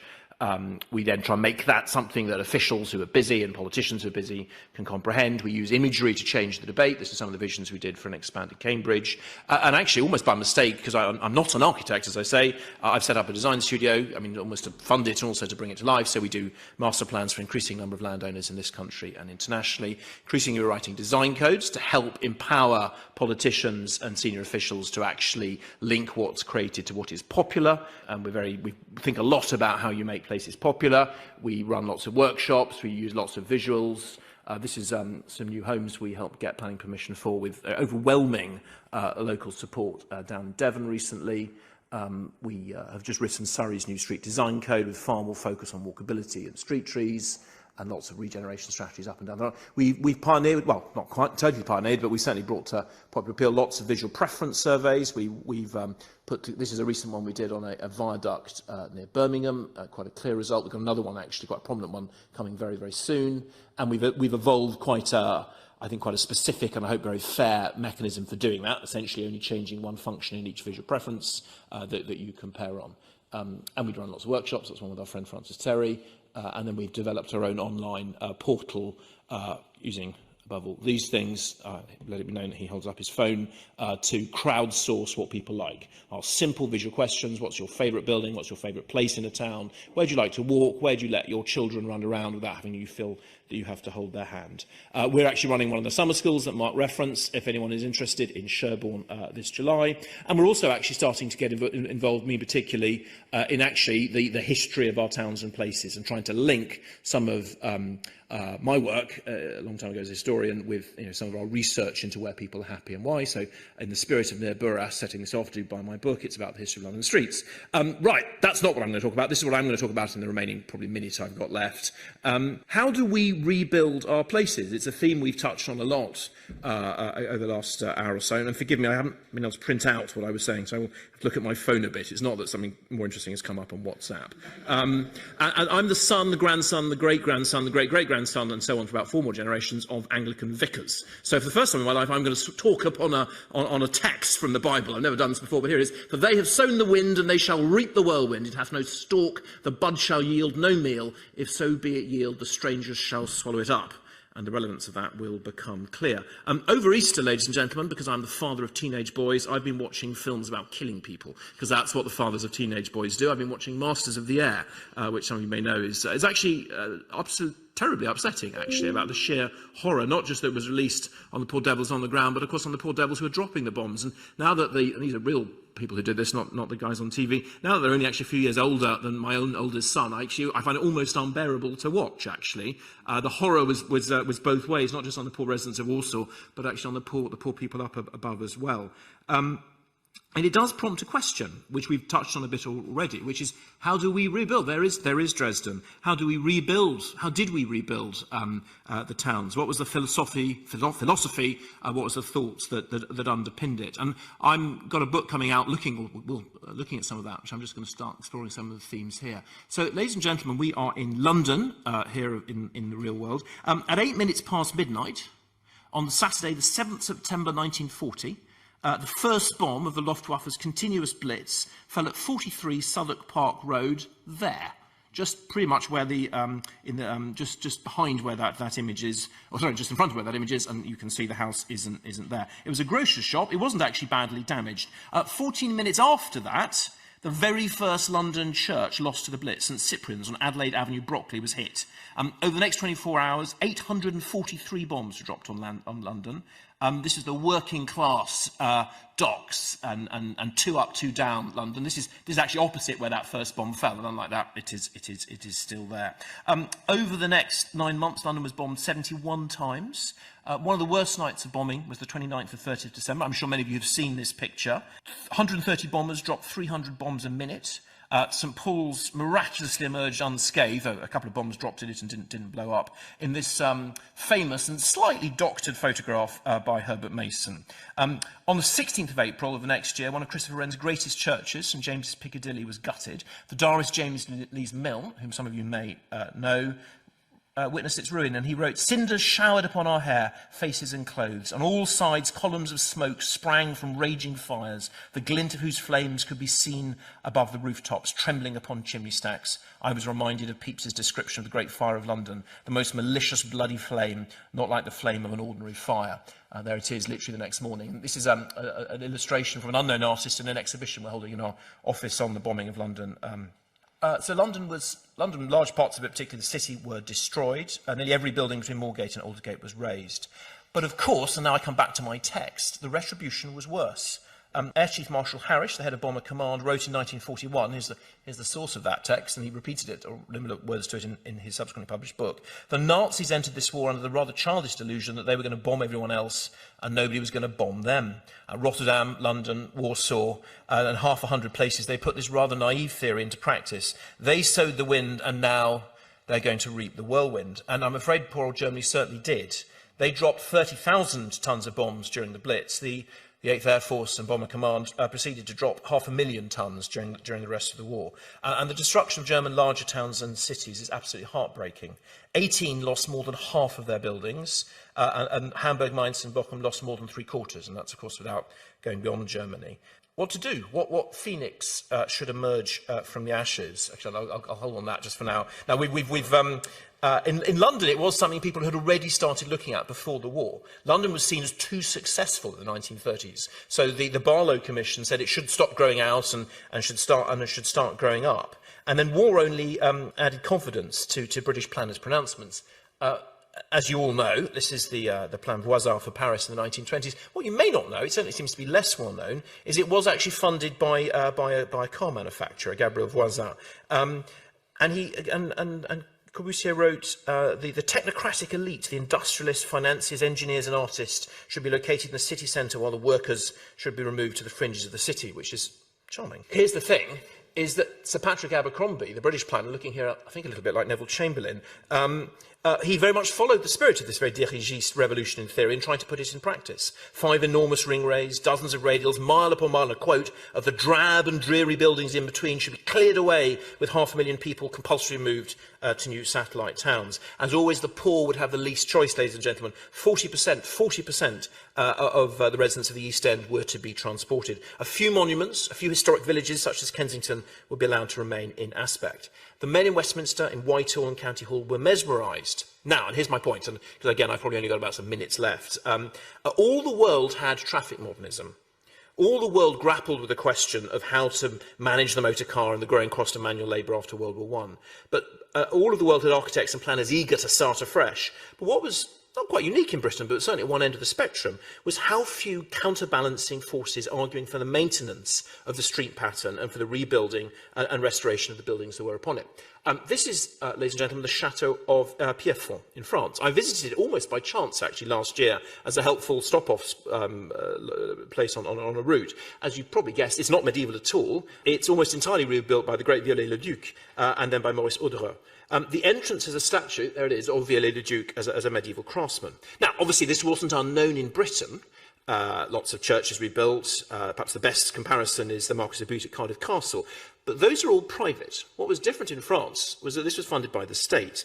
And that meant that when the French started, and indeed much of the rest of Europe, to think about the rebuilding of Europe, first after World War I and then after World War II, the bureaucrats and the officials involved were as likely, I think in many cases more likely, to be influenced by this tradition than they were by the, what you might call the William Morris anti-scrape tradition, which I won't speak about now because we haven't really probably got the time. Hang on, I've lost my place here. It's very difficult if you lose your place. Here we are. So here is Bethune, which you may not have heard about.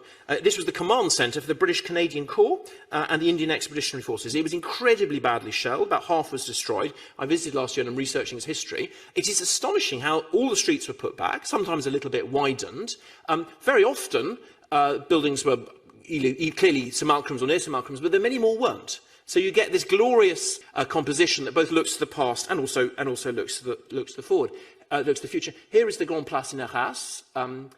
Fought over viciously. 3/4 of Arras was destroyed in World War I. All the buildings you see on the left-hand side, and many on the middle and the right, date from the 1920s. They're younger than my grandfather was.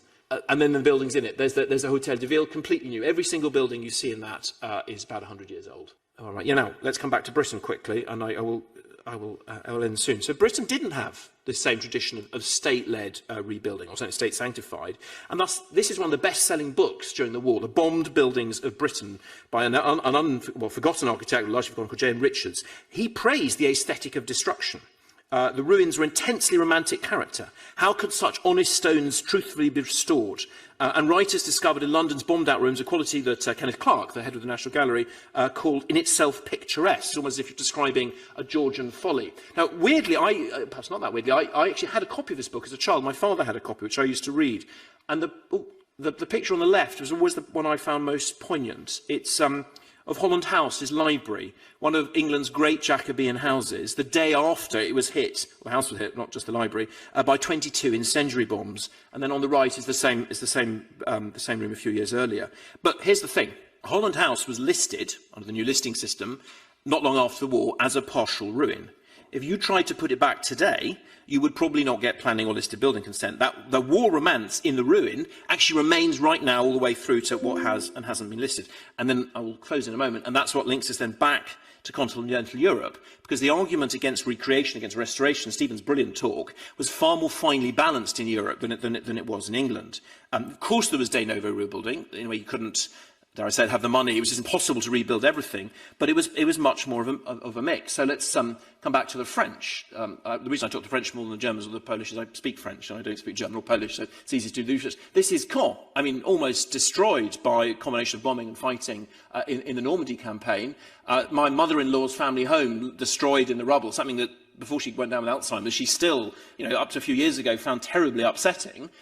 There is a picture of one of the abbey. But here's the thing, they've put the streets back. They haven't put it as well as they did in the war, in between the wars. The streets are there. Sometimes it's a sort of crude form of traditionalism. Sometimes it's straight modernism. Often it's reduced in height. But the city's still there. It's still walkable. And if at some stage in the future you wanted to grow it back again into a thing of beauty, you could. It is astonishing how much the East Europeans and the Russians put back. We've talked about that in the context of Warsaw. The Soviets did it to themselves. I mean, Leningrad, St. Petersburg, Hermitage, £200 of gold were used regilding it. 1,000 craftsmen working on it at one time. Repairs began on Leningrad as it was, St. Petersburg subsequently, in 1942, mainly completed in the 1970s, but the final one wasn't completed until 2003. So, literally continuously through the post-war period. And I think that's barely known in the English architectural debate. Sometimes there were ostentatious socialist reasons for putting back old buildings. This is Prague, which wasn't actually that badly damaged in the war. This is the Bethlehem Chapel. When I first read about it, I assumed it had been damaged and and restored. Actually, it was pulled down, no, sorry, it was damaged by fire in 1786. And the reason they put it back was because it's where Jan Hus used to lecture, and he was seen as a proto-socialist. So it goes beyond actually just preparing the war. We talked about Poland, so I won't talk about Gdansk, and we've talked about Dresden, and I just want to finish with Dresden. You all know the awful story about Dresden. We were lucky enough at Create Streets, we were running a conference in Coventry, Dresden's twin city, a few months ago. In fact, Samuel was one of our speakers, and Samuel interviewed a very articulate and impressive young man, a member of the Dresden Historic Society, and he told the story of the rebuilding, which I won't repeat here because I think you know it, but I'll just perhaps touch on 2 points. The first, because we've talked about home and passion and love, is never forget that the Frauenkirche, it isn't a complete simulacrum, there are changes. There's a silver crucifix on the top, which was put there and designed, I should add, the second greatest country, or second largest country making donations to rebuild it, as you can probably guess, was the British. The silver crucifix on the top of that dome, ladies and gentlemen, was designed by the son of the lead bomb aimer of the, that might be quiet, of the lead bomb aimer of the bombers that flattened Dresden in 1945. And sometimes history takes a long time to come back to the right place, but I think in Dresden it is starting to. We ran the conversation with, I think I've got a photo of it, but I won't talk about Coventry. We ran the conversation with, that's Coventry, it's twin city, which I think we can pass over with a polite lack of words. We ran the conversation with Leon over lunch, informally, so people started drifting in as they'd got their sandwiches and got their lunch. To start with, this photo I took at the beginning, it was 50% full. You've got there the head of a local planning authority, you've got there the chair of Active Travel England, you've got there the head of planning for one of the volume house builders. By the time it finished, it was full. At one point, when he showed that slide, the room burst into spontaneous applause. And quite rightly, he was asked how popular is it with young people, and he said it was actually more popular. And as he put it in his words, for me, and I'm quoting Leon here, for me as a citizen of Dresden, walking through the historic centre today is like a dream come true. Dresden has its heart, its old town back. Even more should arise in the future. We're continuing our work to heal Dresden's wounded streets and bring them back to life. The restitching of Dresden is not complete, but it is underway. Thank heavens. Thank heavens indeed. Thank you.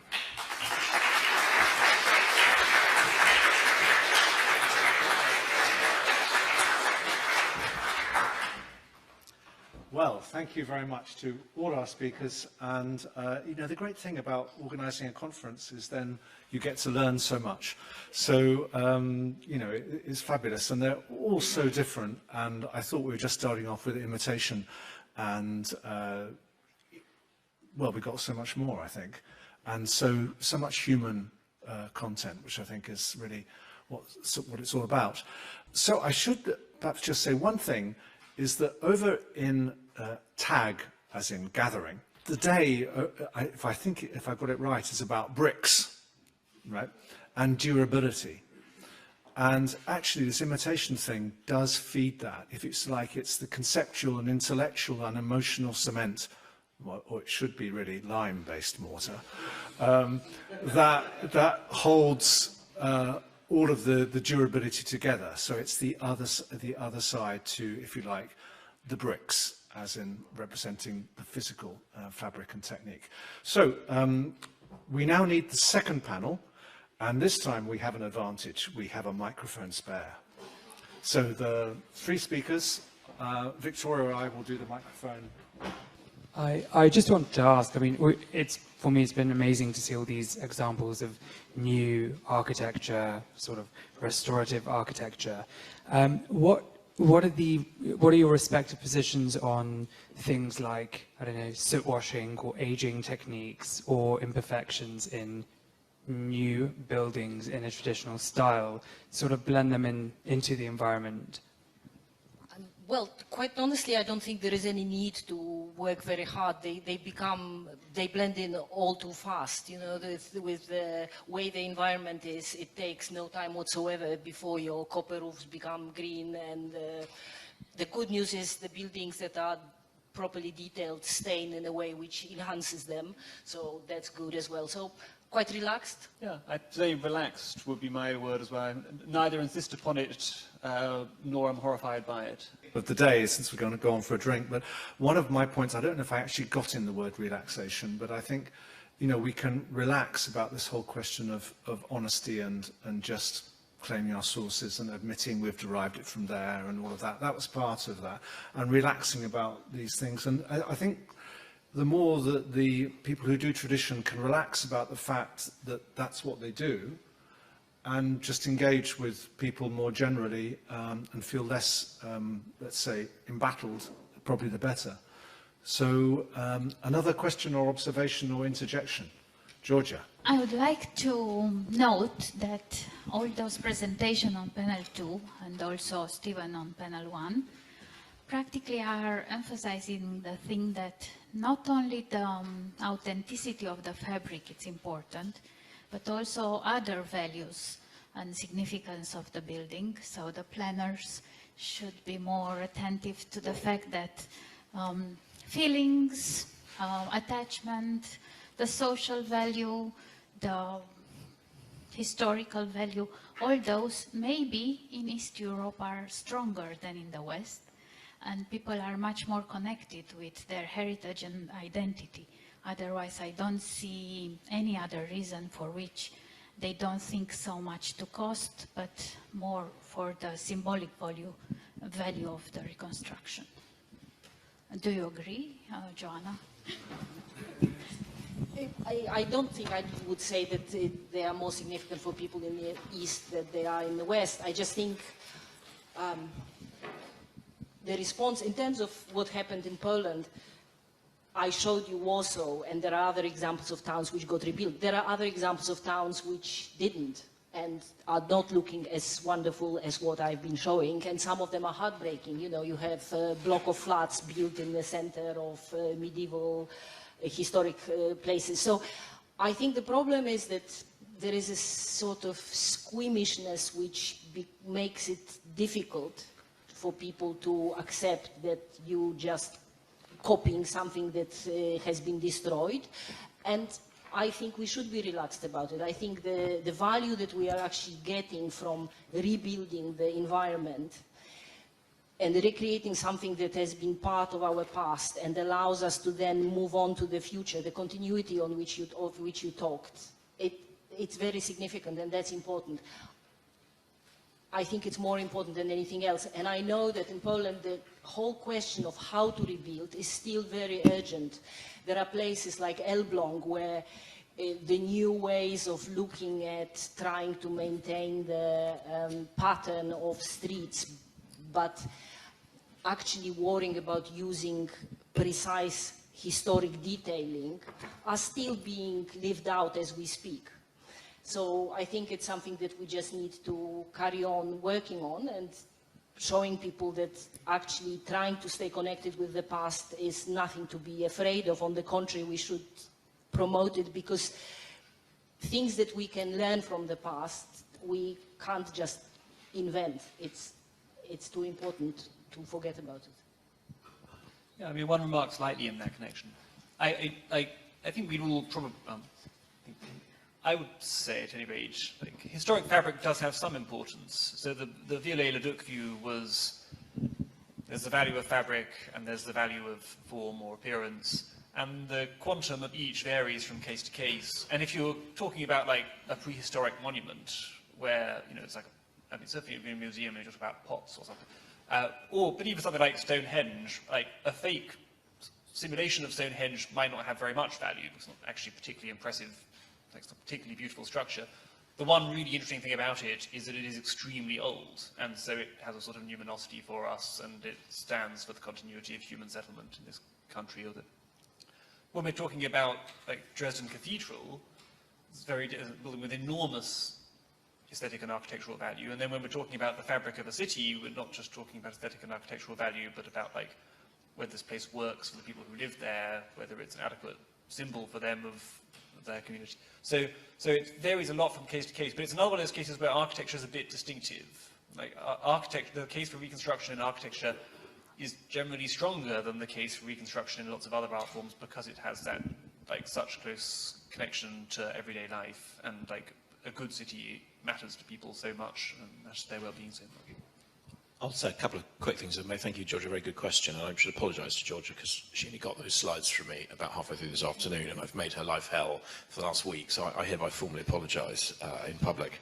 I remember one of the I've probably run hundreds of workshops with community groups and groups of neighbours up and down the country and internationally now. One of the very first ones I ran in Tottenham, a lady from I forget which West Indian island said that the way Tottenham Hale should be rebuilt, I remember very, very clearly, it was with heart. That was the phrase. She wanted a place with heart. Ironically, the human desire, need for home, for places with a sense of the local and the particular, is perversely ubiquitous. We all, or nearly all of us, feel that need, and you can see that in the polling as well as in the conversations. It's probably something we feel a bit more as we get older. So the longer we have lived in a place, the more memories it has for us. Sometimes not even good memories actually give a place value. That's why the elderly widow or elderly widower doesn't want to move out of the perhaps now overlarge home that her children grew up in, or when her husband or wife has died from. So there's a reason for that. It's human, it's normal. I don't think that is more in the East or more in the West. It is slightly less true of more prosperous people who move around more. So there are some slight trends in the data, but they're very, very modest.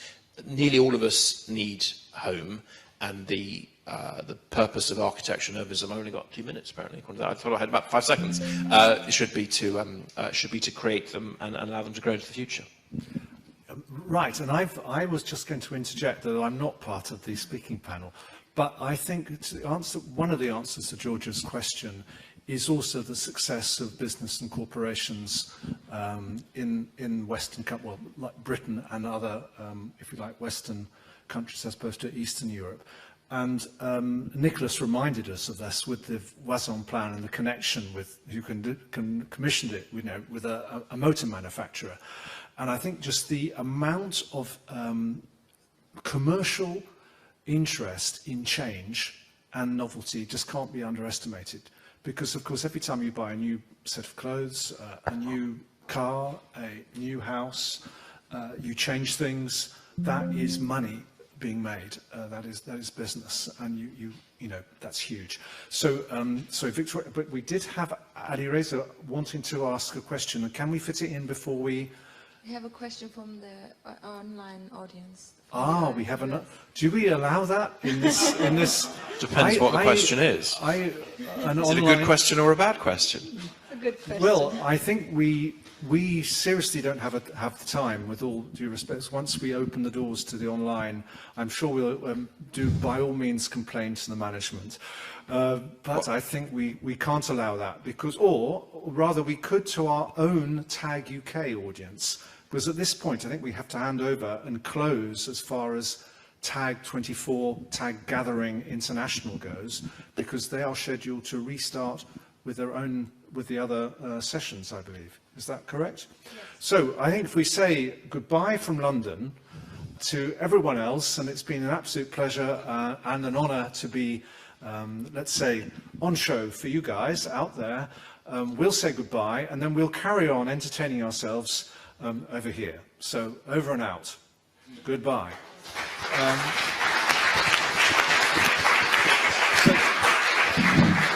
So with that, we can all relax now.